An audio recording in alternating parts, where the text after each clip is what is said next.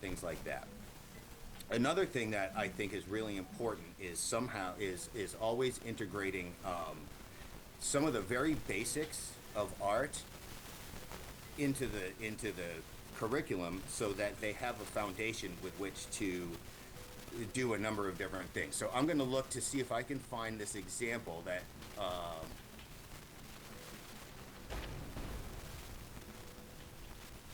will show you. One of the things that I think is incredibly important is learning the very, very basics of color.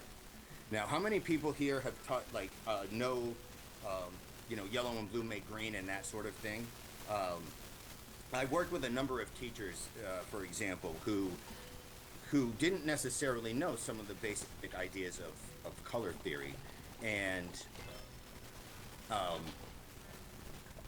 excuse me. And so if we can, I want to talk a little bit about that. This is unfortunate that I can't get my camera working, and it's really throwing me off, and I'm really sorry about that. And I will, I just see this. Do we have, I will work to make that available for the slides. Because I was going to do a color mixing exercise that was very, like, uh, kind of explains what I'm talking about, and it's something that people will be able to really, engage in with their students. One of the things that I've found is that if we can teach the kids some of the very, very basics of color, for example, and some of the basic fundamentals of art, these are things that can be used in a varying number of assignments and different types of art activities. And once you learn some of these basics, you can do almost anything. So I'm looking to see if I can get this basic color wheel that I have. I was going to do something in person, like I had mentioned, but let me see if I can find this and add it, because it's Will, simple as the, yes. I was just gonna say, do you want to take just a minute or two and see one last time if you can troubleshoot that? Yeah, I think that might be better. Let me check on that. And so you could also drop the stuff into that Google Drive folder so that we could access it too. Okay. Yeah, so afterwards, if we need to, we can share out the images. Okay, cool. Let's see what we can do then.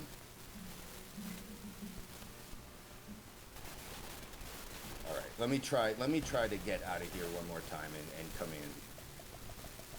Thank you again for your patience.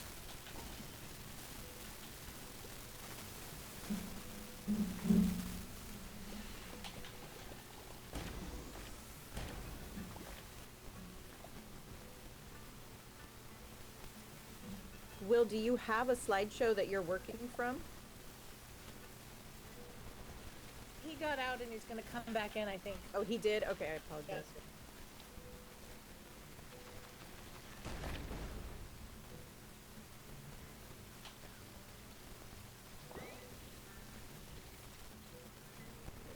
Um, Beckett, I'm looking at your suggestion in the chat that you said you taught primary colors as part of a writing and reading sped group. Do you want to tell us how you incorporated writing into that? Well, we did through predictions of here are the primary colors, and it was the what color do you think it'll be next? And kids made predictions aloud, and then we wrote it down, and it was really fun. And then we mixed some primary colors together.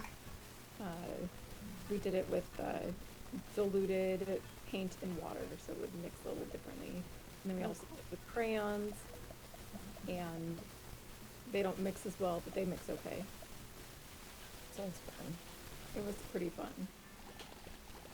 And most of them had no idea. Kim, I think it was with some of your kids back in the day. Oh, really? From Holt? Yeah, Oh, that's great to hear. yeah. Or you can mix in some science to mix Yeah. more willing to do some writing and reading.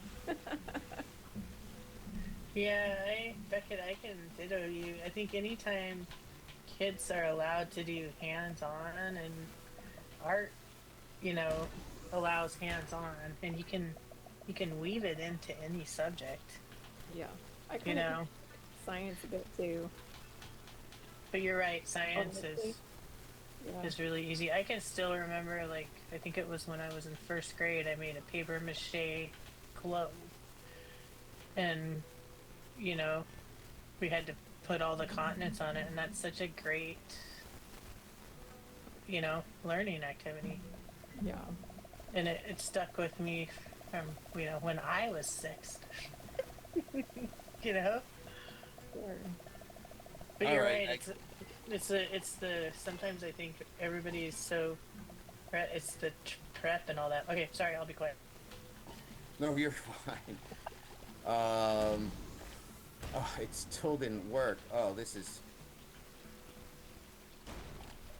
Okay, well, I'm I'm very sorry about that. I will do my best to get to download some things into the Google file